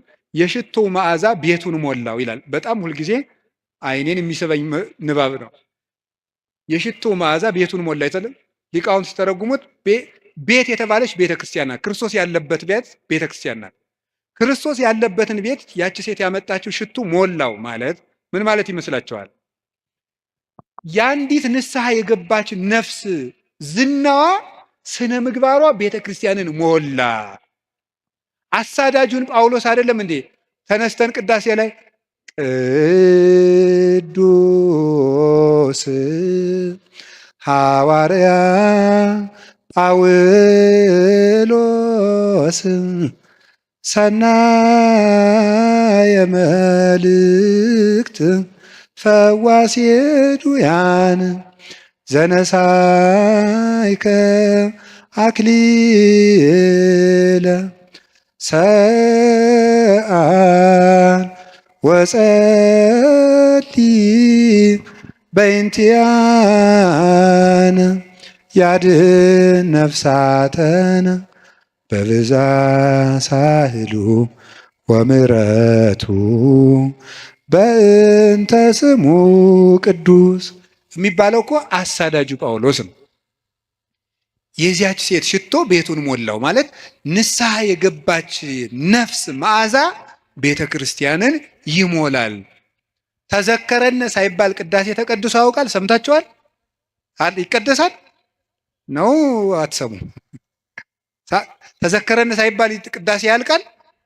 ስለዚህ የዚህ ወንበዴ መዓዛ ቤተክርስቲያንን አልሞላትም? ሞልቷታል፣ ሞልቷታል። በቀኝ በከመ ተዘከርኮ ለፈያታዊ ዘየማን፣ በቀኝ የተሰቀለውን ወንበዴ እንዳሰብከው እኔንም አስበኝ። ሁልጊዜ የዚህ ወንበዴ መዓዛ ቤተክርስቲያንን ሞላት፣ ክርስቶስን ስለለበሰ። አዲያ ወንበዴን መልሶ በቤተ ክርስቲያን ዓመት ሙሉ ስሙ እንዲጠራ ላደረገ አምላክ አቤቱ ጉልበቴ ሆይ ንገሩኝ እወድሃለሁ መባል ይገባዋል። የኃጢአትን ሸክም ፈንቅዬ ወጥቼ በፊትህ እንድቆም ያደረከኝ አምላኬ ሆይ ጉልበቴ ሆይ እወድሃለሁ። የእግዚአብሔር ቤተሰቦች ያለ እግዚአብሔር ጉልበት ካለንበት ኃጢአትን መውጣት አንችልም። አንዳንድ ጊዜ ሰይጣን ምን ሊለን ይችላል? አይ እንዲሆኜ ረክሼ ቤተክርስቲያን አልሄድም፣ እንዲሆኜ ረክሼ የጸሎት መጽሐፌን አልነካውም፣ እንዲህ ባረኩበት እጄ እንዲህ በልኮ። እንዲሁ ይገርማቸዋል እኮ ጸሎተኛ ለመሆን ምን ያስፈልጋል ቢሏቸው አንድ አባት መጸለይ አሏቸዋል። ጸሎተኛ ለመሆን መፍትሄው ምንድን ነው? ንገሩኝ እንጂ መጸለይ ነው። ወደ እግዚአብሔር ቤት ለመምጣት መፍትሄው ምንድን ነው? ወደ እግዚአብሔር ቤት መምጣት በሉ እንጂ ንገሩኝ እንጂ ወደ እግዚአብሔር ቤት ለመምጣት መፍትሄው ምንድን ነው? ጥሩ ሰው ለመሆን መፍትሄው ምንድን ነው? ከነ ክፋታችን መምጣት። ምክንያቱሳ የዮሐንስ ወንጌል ምዕራፍ 7 ላይ ጌታ ምን ብሎ ነግሮናል? እኔ ውሃ ነኝ። እስኪ ውሃ በሉ። የተጠማ ቢኖር ወደ እኔ ይምጣ ሲል እኔ ምንድን ነኝ ማለቱ ነው። ስለዚህ ወደ ወንዝ የሚሄድ ንጹህ ሰው ነው ያደፈ ሰው ነው? ንገሩኝ። ያደፈ ሰው ነው። እንዲያውም ካደፍን ነው ቤተክርስቲያን መምጣት ያለብን። ልንነጻ ነው የምንመጣው። ውሃ የሚቀዳ የተጠማ ሰው ነው? የጠጥቶ የጨረሰ ሰው ነው? የተጠማ ሰው። እንግዲያውስ ክርስቶስ ለእኛ ለተጠማ ነው ያስፈልገን። ለደረቀ ዛፍ ውሃ እንደምናጠጣው እንዳይደርቅ እንደምናጠጣው ደረቅ ለሆነችው በረሃ ለሆነችው ነፍሳችን የሕይወት ውሃ ክርስቶስ ያስፈልገናል። ፍሬ ቢስ ለሆነው ቅጠል ብቻ ለሆነው ሰውነታችን የሕይወት ውሃ ክርስቶስ ያስፈልገናል። መምጣት የሚያስፈልገን ለእኛ ነው። ጉልበቴ ሆይ እወድሃለሁ የምንለው በእግዚአብሔር ጉልበት እንጂ ሰው በጥረቱ ብቻ ከኃጢአት ሊወጣ አይችልም። ምዕመናን እንደዛ ነው የምነግራችሁ። ክርስቶስ ካልጠራን በቀር እውርነታችን አይለቀንም። ማርያም መግደላዊት እኮ ጥርጥሩ እንደያዛት እንደው አትክልተኞች ወስደውት ይሆን እያለች በኋላዋ ማርያም ብሎ ድምፁን ሲያሰማት ነው ፊቷ የበራላት። መድኃኔዓለም ሲጠራን ነው ልባችን የሚበራው። እንዲጠራን ደግሞ ሁልጊዜ መምጣት አለብን። እሱ ጉልበት ሲወጣን ነው የሚወጣው። ቅዱስ ጴጥሮስ ወደ ውሃው ሲሰጥም አቤቱ እንዳልሰጥም አድነኝ አለው። ጌታ እጁን ሲልክለት ምዝዝ ብሎ ወጣ። ካለንበት ጉድጓድ የምንወጣው እግዚአብሔር ጉልበት ሲሆነን ነው። ጉልበቴ ሆይ እወድሃለሁ የምንለው ከዚህ የተነሳ ነው። የእውቀት ኃይል የሚባል አለ። እስቲ የእውቀት ኃይል በሉ ንገሩኝ እንጂ። ስለዚህ ቅድስና ለሰሩት ለእነ አቡነ ገብረ መንፈስ ቅዱስ ጉልበታቸው ማን ነው? ንገሩኝ እንጂ። አቤት አቡነ ገብረ መንፈስ ቅዱስ 562 ዓመት ምግብ ሳይበሉ ኖረዋል። ውሃ ሳይጠጡ ኖረዋል። እግዚአብሔር አስችሏቸዋል። ምንም ሳይበድሉ እንደ መልአክ ንጹሕ አእምሮ ነበራቸው እሳቸው። ስለዚህ ምን ብለው ይዘምራሉ? አቤቱ ጉልበቴ ሆይ። ደግሞ እኔና እናንተን የመሰሉ ኃጣንም ደግሞ አለው። ማርያም ግብፃዊት አለች። ኢየሩሳሌም ስትሄድ በግብፅ አመንዝራ ኢየሩሳሌም ስትሄድ ደግሞ የምታመነዝርባቸው ወንዶች ልታገኝ ነው ሄደችው። ሰዎች ኢየሩሳሌም ሊሳለሙ ሲሄዱ መርከቡ ውስጥ መሳፈሪያ ሳንቲም አልያዝኩም፣ ክፈይ፣ አልከፍልም፣ እኔ ከፍላለሁ እንዴ፣ ከፈለግ ከኔ ጋር ተኛ እያለች ሰውነቷን ለመርከብ ዋጋ የምትሸጥ ሰው ነበረች። እሷ ሰው ሁሉ ወደ መቅደሱ ሲገባ ደጅ ላይ ያለ ስዕል ግን እሷን ይገፋት ጀመር በኃይል። ቆማ ስታለቅስ የእመቤታችን ስዕል አየቻት። ወደ መሐሪው ልጅሽ ንገሪልኝ አለች። ከዚያ በኋላ እንድትገባ ተፈቀደላት። ወደ ዮርዳኖስ ማዶ ሂጂ፣ በዚያም ለነፍስሽ ረፍት ታገኛለች። ሄደች። ቤተ መቅደስ ውስጥ ቤተክርስቲያን ለመግባት ቅጥሩን ለመግባት ጉልበት ያልነበራት ግብፃዊቷ ዘማዊቷ ማርያም ክርስቶስ በምሕረት እጁ ከነካት በኋላ ግን ምን ሆነ? ቅዱስ ዞሲማስ ሲይዝ ከመሬት አንድ ክንድ ቆማ ስትጸልይ ነው ያገኘው። እንደዚች ያለችው ኃጥአንም አቤቱ ጉልበቴ ሆይ እወድሃለሁ። አገርህን ከማሸነፍ ልማድን ማሸነፍ ይበልጣል። ክፋትን ቆርጦ መጣል ከባድ ነው። ሰንሰለትስ ወይ ቆርጠው ይጥሉታል፣ ወይ ፈልቅቀው ይጥሉታል፣ ወይም ደግሞ ያሰሩ ሰዎች ተመልሰው በሌላ ቀን ይፈቱታል። የኃጢአት ሰንሰለትን ግን እግዚአብሔር ካረዳን መፍታት አይቻልም እና ለዚህ ነው ቅዱስ ዳዊት ጉልበቴ ሆይ እወድሃለሁ ያለው። ለንስሐም ጉልበታችን እግዚአብሔር ነው፣ ለንጽህናም ጉልበታችን እግዚአብሔር ነው፣ ለእውቀትም ጉልበት እግዚአብሔር ነው። የእውቀት ኃይል የሚባለው እሱ ነው። እውቀት ባዶውን ሲነገር ኃይል የለውም። አንዳንድ ጊዜ ይህንን እኔም አስባለሁ። እውነት ለመናገር መቼስ ተያይዘን ከምንጠፋ አንዳችን ተናጋሪ አንዳችን ሰሚያን እንተጋገዝ ተብሎ ነው እንጂ እውነት ለመናገር እኔን የመሰለ ሰው እዚህ ቁሞ መስበክ አልነበረበትም። መስበክ ያለባቸው እንደነ ቅዱስ ዮሐንስ አፈወርቅ ያሉ ቅዱሳን መምህራን ነበሩ። ፍጹም አባት ነበር መስበክ የነበረበት። ቅዱስ ባስልዮስ ዘቂሳርያ ሲያስተምር ከአንደበቱ የሚወጣው የእግዚአብሔር ቃል እንደ እሳት ላንቃ እየተቆረጠ በምዕመናን ትከሻ ላይ ሲያርፍ ይታይ ነበር። ቃሉ ከመነገሩ የሰሚዎቹ መለወጥ ይቀድማል። ይሄ የእውቀት ኃይል ነው። እውቀት ኃይል የሚያገኘው አብዝተው ስላጠኑት ብቻ ሳይሆን እግዚአብሔር አብሮ ሲቆም ነው። እና እውነቴን ልንገራችሁ፣ አብዝታችሁ ጸልዩልን፣ ቆመን እንዳናበላሽ እንዳንጠፋም፣ የምንናገረው ኃይልም እየመጣ በእናንተ ላይ እንዲለውጥ፣ ብቻችን እንዳንቆም፣ እግዚአብሔር አብሮን እንዲቆም የእውቀት ኃይል የሚባለው እሱ ነው። ቅዱስ ጎርጎሪዎስ ዘኑሲስ የኑሲሱ ጳጳስ ጎርጎሪዎስ ሀገረ ስብከት ላይ ሲመደብ ጥቂት ክርስቲያኖችና ብዙ እምነት የሌላቸው ነው የነበሩት። እሱ ካስተማረ በኋላ ደግሞ የማያምኑት ቁጥር የቀድሞዎቹ የክርስቲያኖችን ቁጥር አክሎ ክርስቲያኖች ደግሞ የቀድሞዎችን ኢአማንያን ያህል በዝተው ነበር ይባላል። ብቻውን ሙሉ አውሮፓን የለወጠው ኃይለ መንፈስ ቅዱስ ያደረበት ብቻውን አንድ ጳውሎስ ነበር ክርስቲያን ያደረገው መጀመሪያ። ለዚህ ነበር የመንፈስ ቅዱስን ኃይል በመግለጥ እንጂ በቃላት ማባበል አላስተማርኳችሁም ይላል ቅዱስ ጳውሎስ። ጆሮአችሁ ይሰማል? የመንፈስ ቅዱስን ኃይል በመግለጥ እንጂ በቃላት ማባበል አላስተማርኳችሁም ያለ ቅዱስ ጳውሎስ። ስለዚህ በእግዚአብሔር ኃይል መጣው እንጂ ቃላትን በማሳመር አልመጣሁም የሚለው ለዚህ ነው። ኃይለ እግዚአብሔር ለእውቀት ያስፈልገዋል። ብቻቸውን ሀገር የሆኑ ሰዎች አሉ፣ ከእውቀታቸው ላይ እግዚአብሔር ቁሞበት። ቅዱስ ዮሐንስ አፈወርቅ ብቻውን ቁስጥንጥንያ ውስጥ የሚያበራው ምሰሶ፣ ቅዱስ ያሬድ ኢትዮጵያዊው ብቻውን የቤተ ክርስቲያን ትጥቅ ሆኖ በየማህሌቱ ብቻውን ቁሞ የኖረው እውቀቱ ውስጥ ኃይል ነበረ። አንቀጸ ብርሃንን እኮ አክሱም ጽዮን ውስጥ ገብቶ ሲጸልይ ቅዱስ ያሬድ ከመሬት አንድ ክንድ አፈፍ ብሎ ቁሞ ነበር። የዚህ ምሰሶ የዚህ ብርሃን የቅዱስ ያሬድ ብርሃን በማህሌቱ ይኸው 1418 ዓመታትን እዚህ ያለው በዚህ ቤተክርስቲያን ውስጥ የእውቀት ኃይል የተጫነው እውቀት፣ ነጠላ ያልሆነ እውቀት፣ ብልጣብልጥነት የሌለው እውቀት። መማር ማለት ስማርት ቲንኪንግ አይደለም። መማር ማለት ሰው መሆን ነው።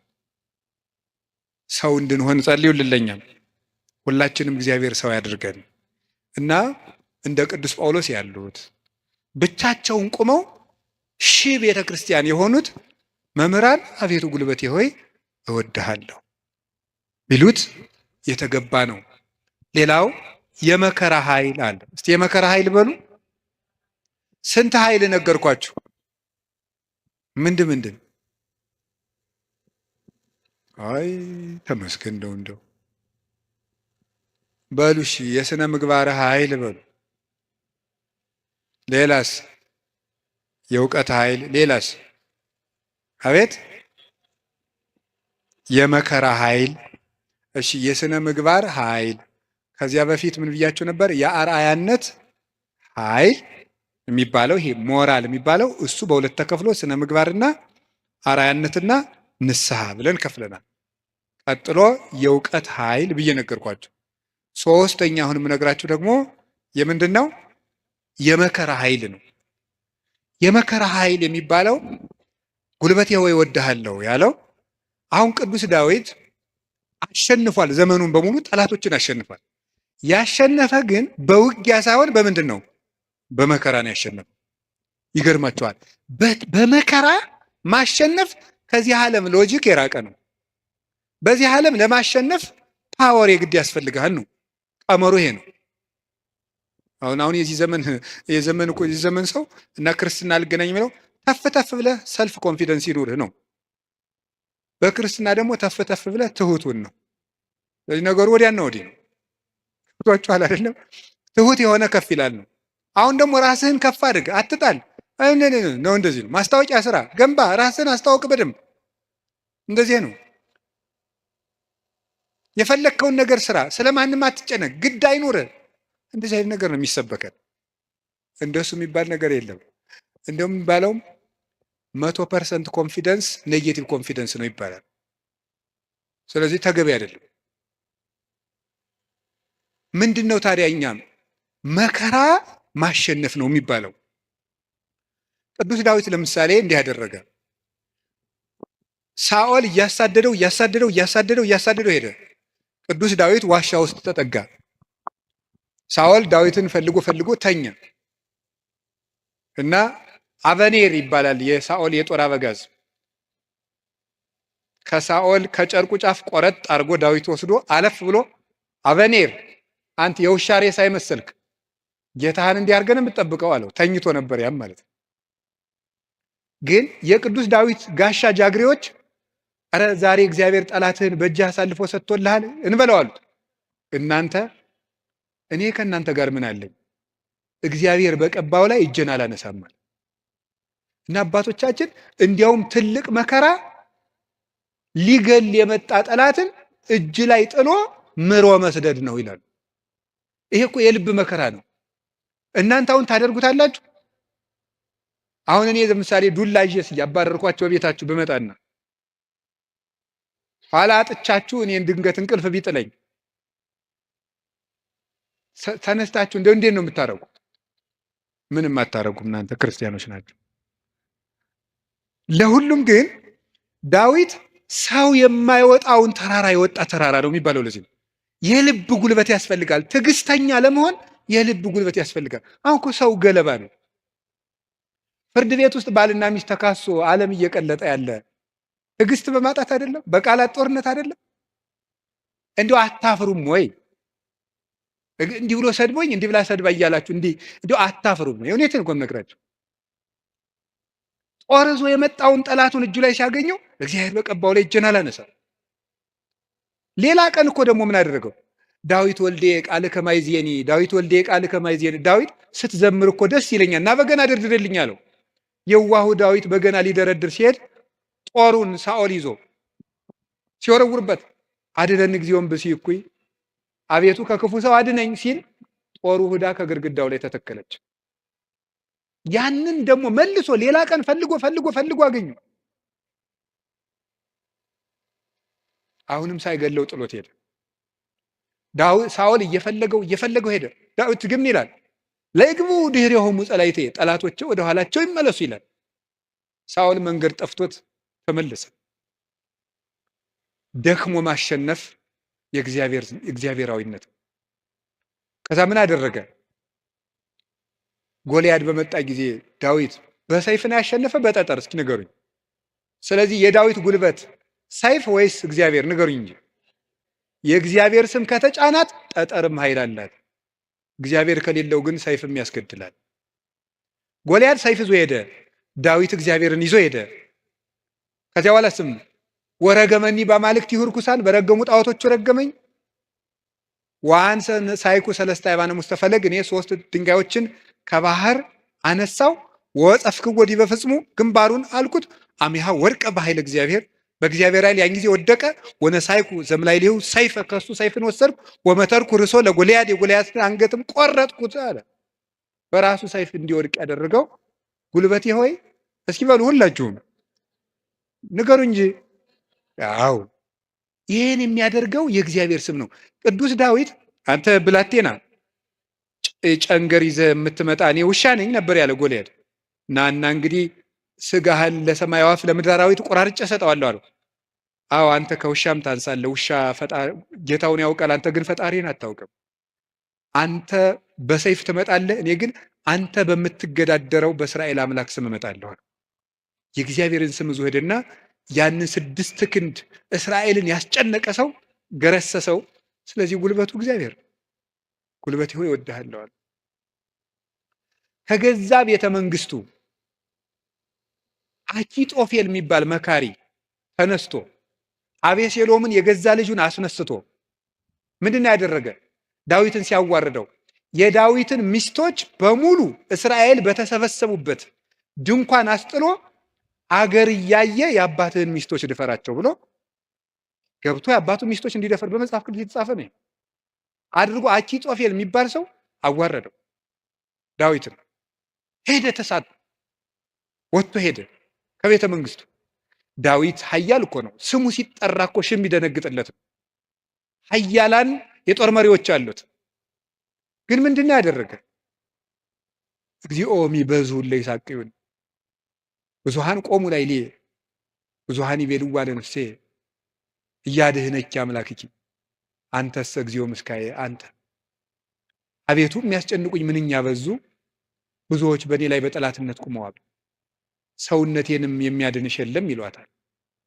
አቤቱ አንተ ግን መጠጊያዬ ነህ፣ ከራሴ ላይ በላይ ያለ ዘውድም አንተ ነህ እያለ በልቡ ተንበልብሎ ካሸዋ ላይ ወድቆ ያለቅስ ነበር።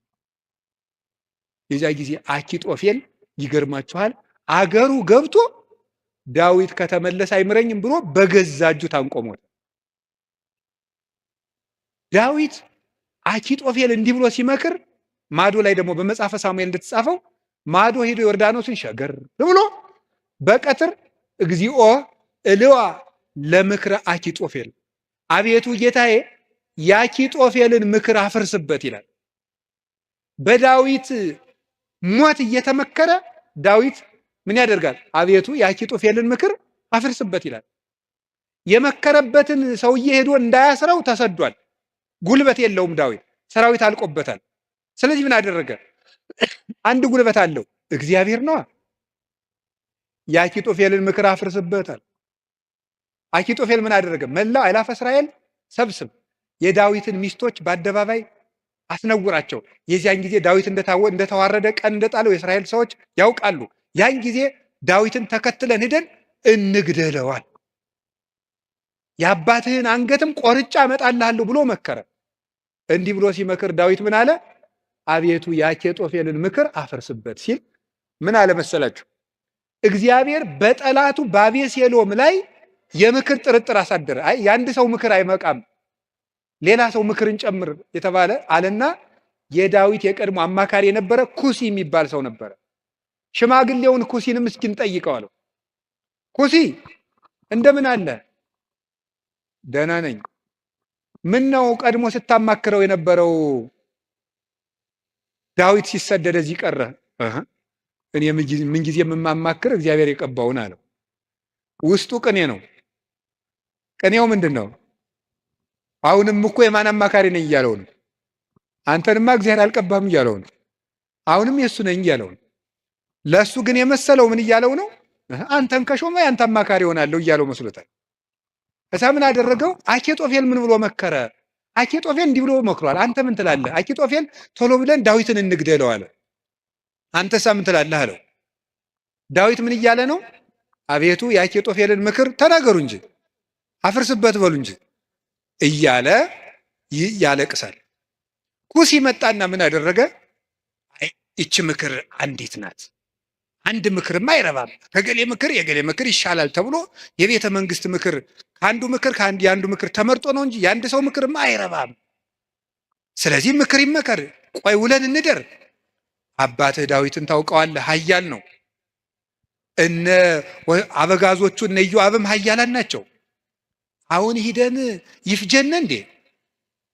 ነገር ግን መላው አእላፈ እስራኤል ገና ይሰብሰቡ፣ ምክርም አበርክተን እንምከር። ከዚያ በኋላ ህዝቡን ከሰበሰብን በኋላ ዳዊትን ከተራራ ላይ ያገኘነው እንደሆነ አውርደን ከውሃው እንመጠብጠዋለን። ሜዳ ላይ ያገኘነው እንደሆነ እንደ በረዶ እንወርድበታለን። ይሄ ነው እንጂ አሁንም ሄደን እንፈጅ ብለህ ነው አለው። እሺ እንግዲያስ ያንተ ምክር ይሻላል አለው። በጎን ምን አደረገ? ኩሲ ዳዊትን በዚህ ባጠገብ አትደር፣ ዮርዳኖስን ተሻገር፣ ሊገልህ ሊመጣ ነው አለ። ዳዊት ይህን ሰምቶ ተሻግሮ ሄደ። ከዚህ በኋላ ምን አደረገ? ተሻግሮ ከሄደም በኋላ አቤሴሎም እሱ አባቱን ተከትሎ ሊገል በሰረገላ ሆኖ በጫካው ውስጥ እያሰገረ ፈረስ ሲሄድ ፀጉሩን አሳድጎ ስለነበረ ፀጉሩ ከዛፍ ላይ ተንጠለጠለና ሞተ። ዳዊት ግን ፈረስ ላይ አልወጣ፣ ምክር አላማከረ። አቤቱ የአኪጦፌልን ምክር አፍርስበት እንዳለ የክፎችን ምክር አፍርሶ ዳዊትን ስለታደገው አቤቱ ጉልበቴ ሆይ ሙሉት እናንተ እወድሃለሁ ያለው ስለዚህ ነው። እግዚአብሔርን መውደድ እንዲህ ያለ ጉልበት ይሰጣል። ሲሰድበው እንኳን ሳሚ ወልደጌራ የሚባል አንተ የውሻ ሬሳ ሳይመስልክ፣ መቼም ሰው የዚህ ዘመንም ሰው እንኳን እንደዛ ሳይመስል አይቀርም። አሽቃባጭነት ይበዛዋል። ማለት ምን ማለት ነው? ሁላችሁንም አይደለም፣ እነማንም እንደሆነም አላውቅም። ዞሮ ዞሮ ግን ባለስልጣንን ሲሻር መሳደብ እናውቅበታለን ነው ለማለት የፈለግኩት። ሲሾም ትንፍሽ የለም። ሲሻር ስለ አፄ ኃይለ ሥላሴ ነውር የሚወራው በደርግ ዘመን ነው። ስለ ደርግ ዘመን የሚወራው ቀጥሎ ባለው ነው። ቀጥሎ ስላለው የሚወራው ቀጥሎ ባለው ነው። ነገ ደግሞ የሚወራው ምን እንደሆነ ያላውቅም። ስለዚህ ልላችሁ የፈለግኩት ምንድን ነው፣ ቀን ሲጥለው ጎበዝ ሰውን የተሾመም ቢሻር ያጣም ቢያገኝ ከእውነት ጋር ቁሙ እንጂ ሰውን ቀንጥሎታል ብላችሁ አትሾም። እንዲሁ ለስጋም ተመልሶ ሊመጣ ይችላል። አጉል ነው፣ ተመልሶ ሊሾም ይችላል። ለነፍስ ግን ሰውን ቀንጥለው ምን ይላል ሰሎሞን? ቀን የሚያመጣውን አታውቅምና በጠላት ውድቀት ደስ አይበልህ ይላል። ስለዚህ ሳሚ የሚባለው አንተ የውሻ ሬሳ የመሰልክ ጭንጋፍ አለው ዳዊትን ያህል ጌታ ያን ከፍ ያለ ሰማይ እነ አቢሳ የሚባለው የእህቱ ልጅ ይሄ የውሻ ሬሳ የመሰለ አንገቱን ልቁረጠው አለ። ተው እግዚአብሔር ሰደበው ብሎት ነው አለ። እግዚአብሔር ስደበው ብሎት ነው። ይሄ ስድብ የሚያመጣውን ዋጋ አታውቅም አለው። ዳዊትም ጠላቶቹ ሁሉ ጠፍተው መልሰው ዘመኑ ተመልሶለት ቤተ መንግስቱ ገብቶ ፈጣሪውን አገልግሎ ዘመነ ቅዱሳንን ተጉዞ የእግዚአብሔርን እረፍት አረፈ። አቤቱ ጉልበቴ ሆይ እወድሃለሁ ያለው ደካማ እንባው ጦር የተሸከሙ ጠላቶቹን ድል ስነሳችለት ነው። አሁንም ጉልበት እግዚአብሔር ጉልበታችን ነው ማለት ባጭር ቃል ለመጠቅለል አንድ እግዚአብሔር ጉልበታችን ነው ማለት ከኛ እውቀት ውጭ የሆነ ነገርን እግዚአብሔር ያደርግልናል። አንድ ከኛ እውቀት ውጭ የሆነ ነገር ነው። አሁን አንዳንድም የከተማ እናቶች ሊቃጣቸው ጀምሮ ነበር አሉት። ክርስትና ሲያስነሱ ውሃ በፌርሙዝ አሙቀው አምጥተው በዚህ አጥመቁልኝ። ይሄ ቀልድ ይመስላል በእውነቱ ማለት ነው። እና ቆይ ክርስትና ሲነሳ ልጄን ይበርደዋል ብላችሁ ታስባላችሁ? እናቶች እንደዛ ካሰባችሁ ሞታችኋል በሉት። ሰውም አይደላችሁ። ክርስቶስን እየለበሰ እኮ ነው። እንዴት ይበርደዋል? ሰው ሲጠመቅ ክርስቶስን ነው የሚለብሰው። ገላትያ ምዕራፍ 3 ላይ ያለ የተጠመቃችሁ ሁሉ ክርስቶስን ለብሳችሁታል ማለት ነው። እና አንዳንድ ጊዜ እውቀታችን ጣልቃ ይገባና እቺ ዲግሪ ላይ አንዳንድ የተጠራቀመች ነገር ትረብሻለች፣ እምነትን ትረብሻለች። እሱን ተውትና እግዚአብሔር ከእውቀት በላይ ይሰራል። እስኪ በሉላችሁ፣ ከምን በላይ ይሰራል? ከእውቀት በላይ ይሰራል። ከኛ አቅም በላይ ያሉ በእግዚአብሔር ይከናወናል። አቤቱ ጉልበቴ እወድሃለሁ የተባለው እሱ ነው። አንደኛ መጠጊያ ማለት ነው። ሁለተኛ እግዚአብሔር ከኔ አቅም በላይ የሆነውን ከተፈጥሮ ሕግ በላይ የሆነውን ነገር እሱ ይፈጽመዋል። ሶስተኛ ደግሞ የማረባ ሰው በሆንም እንኳን እግዚአብሔር እጁ ከያዘኝ ግን ትልቅ ሰው እሆናለሁ ማለት ነው። እግዚአብሔር ጉልበት ሲሆነው ውሃ ይገባና ምን ይሆናል? ጸበል። አፈር ይገባና ምን ይሆናል? እምነት። እግዚአብሔር ጉልበት ሲሰጣት የ15 ዓመት ልጅ ማንን መሸከም ትችላለች? ድንግል ማርያም እግዚአብሔርን ተሸከመችው። እግዚአብሔር ጉልበት ነው። እሱ ጉልበት ባይሆን እሳትን ማን ይታቀፋል? ማንም። እግዚአብሔር ጉልበት ሲሆን እሱን እንኳን እንችለዋለን። ስለዚህ የእግዚአብሔር ቤተሰቦች በእግዚአብሔር በርቱ፣ እግዚአብሔርን ጉልበት አድርጉት። ሁላችንም በእግዚአብሔር እንመካ። ሁልጊዜ ጸልዩ። አንድ ነገር ብቻ ልናገር፣ ወደ እግዚአብሔር ለመሄድ ከየት ልጀምር ካላችሁኝ ጸልዩ። መንፈሳዊ ሕይወት ከየት ዛሬ ምናልባት ዛሬ ብቻ ቃለ እግዚአብሔር የምትሰሙ ሰዎችም ትኖራላችሁ። ዛሬ ድንገት የመጣ መጥቶ የማያውቅም ሊኖር ይችላል። መንፈሳዊ ሕይወት ከየት እንደምጀምር ግራ ገብቶኛል ካላችሁ መንፈሳዊ ሕይወት መጽሐፍ ቅዱስ ሂድና አጥኑ ወይም እንደዚህ አድርጉ ወይም እንደዚህ አይደለም። መንፈሳዊ ሕይወት መጀመሪያ ከጸሎት ጀምሩ። በቃ ሌላ መጀመሪያ አባታችን ሆይ በቃ እሱም በሉ። ከዛ ቤተክርስቲያን ውስጥ ተሳተፉ፣ አስቀድሱ። ከዚያ በኋላ መጽሐፍ ቅዱስን በደንብ ተማሩ። እነዚህ ሶስቱ ሁልጊዜ የቤት ስራ እሰጣችኋለሁ፣ እኔም እናንተም ታደርጉታላችሁ። አሁን ዛሬ መልሼ ልሰጣችሁ ነው። ከዚህ በኋላ በሄድኩበት ሁሉ እናገራለሁ፣ ሰው ቢሰለችም ባይሰለችም። እንደ ከርቤ እስከምትመር ድረስ ተናገር ብሏል አንድ የቤተክርስቲያን አባት። እሺ፣ አንደኛው በቀን እንድታደርጉት ሁልጊዜ ነው የምነግራችሁ። እዚህ መድረክም ተናግሬያለሁ። አንደኛው በቀን አንድ ምዕራፍ መጽሐፍ ቅዱስ አንብቡ። ሁለተኛው በቀን ቤተክርስቲያን ሳትገቡ አትዋሉ። እንዲሁም ከዛሬ በኋላ በሰበኩበት ሁሉ ለመናገር ነው ቃል የምገባው እግዚአብሔር ቢረዳኝ። እነዚህን 5 ነገሮች ሰው እስኪያደርጋቸው ድረስ ከቻልኩ እስከምሞት እናገራለሁ። እናንተም በጸሎት ካሰባችሁኝ እና ካስጨረሰኝ። ስለዚህ የመጀመሪያው አንድ ምዕራፍ መጽሐፍ ቅዱስ በቀን አንብቡ። ሁለተኛው ቤተክርስቲያን ሳትገቡ አትዋሉ። በቀን መግባት የማያስችል ተፈጥሯዊ ግዳጅ ከገጠማችሁ ደጅ ላይ ቆማችሁ ሄዱ። ሶስተኛው በሳምንት አንድ ቀን ቢያንስ አስቀድሱ። ውስጥ ገብታችሁ በሳምንት አንድ ቀን ቢያንስ ማለት ነው።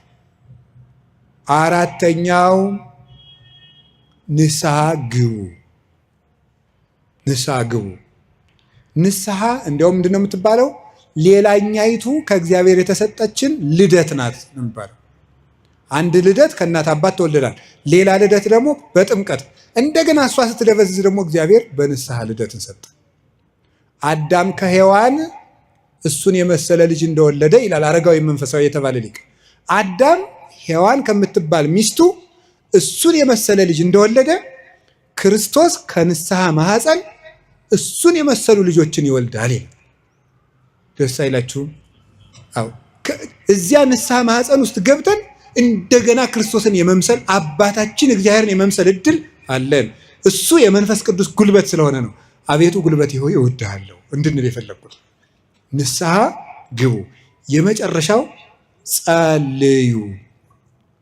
ሳትጸልዩ አትብሉ። ሳትጸልዩ እቤት አትውጡ። ብትችሉ ስግደት ስገዱ። ጥቂት ስገዱ። ትንሽ ከቻላችሁ 41 ካቃታችሁ 21 ካቃታችሁ 7 ካልሆነም 3። ይኸውላችሁ እኛ ለእግዚአብሔር ስንሰግድ ሰይጣን ከኛ እግር ይወድቃል።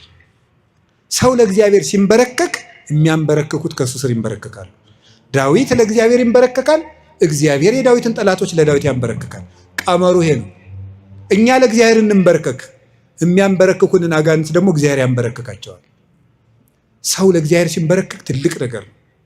ስለዚህ ጥቂት ስግደት በቀን ስገዱ። ጸልዩ። ጸሎት አታቋርጡ። ለጸሎታችሁ ደግሞ ቀመር አታብጁለት። ማለት ምን ማለት ነው? ዛሬ ንጹህ ነኝ ልጸልይ፣ ዛሬ ረክሻለሁ አልጸልይም። በቃ ሁልጊዜ ዝም ብላችሁ ጸልዩ። ሁልጊዜ ጸልዩ። ይህን ያደረግን እንደሆነ እግዚአብሔር ጉልበት ይሆነናል ልላችሁ ፈልጌ ነው። መድኃኔዓለም ለሁላችንም ጉልበት ይሆነን። የትንሣኤውን ብርሃን ለሀገራችን ያብራልን። የጨለመብንን ነገር ሁሉ በትንሣኤው ብርሃን ያርቅልን። ለተጨነቁ ሁሉ መድኃኔዓለም ሰላምን ይስጥልን። አቤቱ ጉልበቴ ሆይ እወድሃለሁ። ወስብሐት ለእግዚአብሔር።